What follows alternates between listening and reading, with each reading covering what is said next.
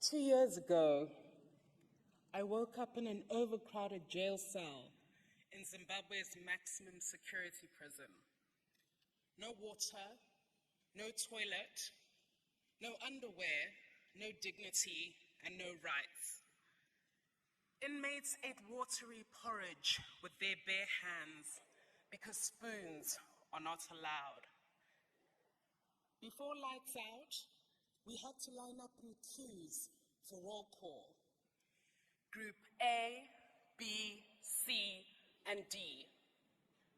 D was for dangerous. And even though the other women there had committed crimes such as murder, armed robbery, and infanticide, I alone was put in the dangerous group. I'd committed the dangerous crime of tweeting against police brutality. Local police had been captured on camera, smashing a baton stick into the windshield of a small public transport bus. In the video that went viral online stood a woman crying and grabbing the policeman by his collar. She was surrounded by a mob of people yelling that the policeman had killed the baby. The baby lay motionless and pale in the woman's arms. And by all accounts published online, the baby had died, yet the state denied the death. In the face of public outrage, the police themselves issued a statement that they would investigate. I joined the country in calling for justice.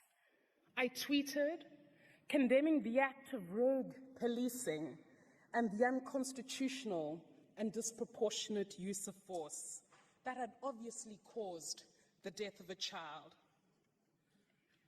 Thousands tweeted about it, but they targeted me, a vocal opposition politician, for arrest.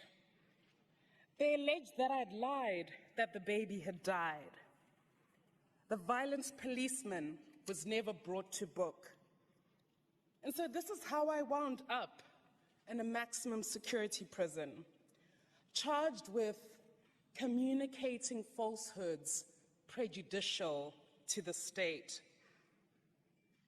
This offense has long been struck off the statute books by Zimbabwe's Constitutional Court. However, in a nation where the government is constantly at war with its citizens for demanding a better society, human rights don't seem to matter. The legal system is weaponized as a tool to silence, intimidate, and harass. I was convicted 4 weeks ago and narrowly escaped a 20-year prison sentence. I walked away from the ordeal knowing that unless there's true change in how Zimbabwe is governed, we are all serving a collective prison sentence. Nobody is free. The experience was more stark for me because I came out of the womb knowing I'd be a lawyer. I love to talk, I love to argue. And despite growing up under Robert Mugabe's dictatorship, the ideals of justice and fairness became the dreams my older self would pursue. Life would later provide me an opportunity to work for the United Nations War Crimes Tribunal for Rwanda and for the International Criminal Court in The Hague. And it was during these times that the need for truth and justice for Zimbabwe's own 1982 genocide, infamously described by Mugabe as a moment of madness, came again to the fore. Prosecuting crimes against humanity and war crimes in places such as Darfur, the Eastern Congo, and the Central African Republic brought Zimbabwe's own oppressive reality into sharper focus for me. Ours has been a slow-burning struggle for democracy, following a liberation war of independence that provided the illusion of freedom, but no tangible sign of its much-needed fruit. Over time, I've come to learn the complexity of history, that those who were once modeled as heroes can eventually morph into the very villains they once fought. Colonial oppressors and post-independence dictators have that one thing in common. They both play from the dictator's playbook, and it's the citizens who suffer. But just like the international courts and tribunals I worked in, where there is injustice, there is also hope that a few good women and men will fight the cause of injustice wherever it may lead them. And so in 2016, after returning to Zimbabwe and upon completion of my studies in international work, the government announced the return of the world-famous Zimbabwean dollar. I was horrified. But I also saw, for the first time, an opportunity to speak publicly, truth to power. I stepped out of my comfortable, safe professional world into the more treacherous world of political doers, actively calling out the injustice and illegality. And before I knew it, I'd entered the dictator's arena, naively paving the way for the dangerous political journey I now find myself on. Inspired by Ivan Mawarire's This Flag campaign, I experienced an awakening. He started a movement that urged Zimbabweans to speak up, demand accountability, and be active citizens. I registered to vote, I attended protests, and I got arrested, but kept going back because of the clarion call that we must all be relentless in the pursuit of what is right. Soon we realized the limits of activism. Movements sure get people excited, but they cannot change the political system. Only active, ethical political participation can drive lasting social change. And so when most women my age were getting married and starting a family, I announced my candidacy as an independent member of parliament for the constituency of Mount Pleasant. I ran for office under the tagline, "Be the change." For it is only when individuals step out and are counted that true change takes root. We must intentionally shape the world into a better place and not just accept it for what it is.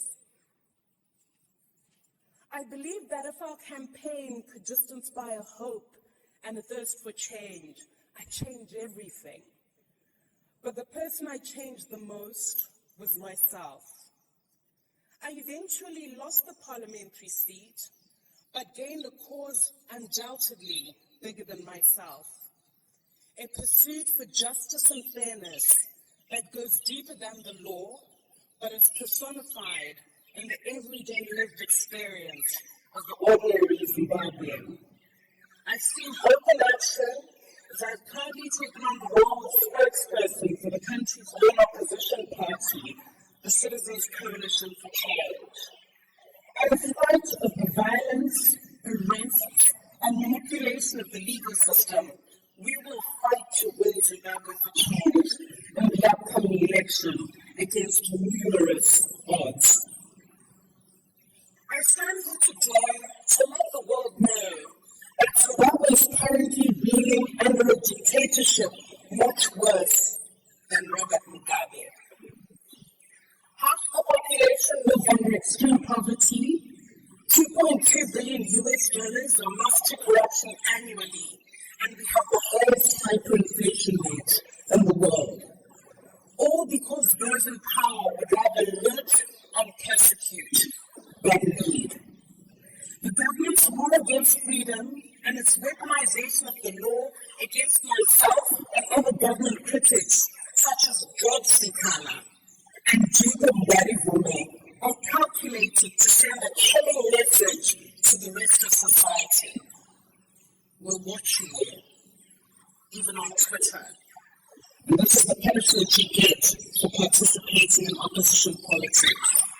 To date, atheist brave men remain political prisoners, but we won't stop demanding their freedom, and we call on the world to do the same. In closing, I wouldn't risk my life and freedom if I didn't sincerely believe that change is possible. Courage doesn't mean that you're less afraid. It means that you act in spite of your fear because you believe in a greater cause.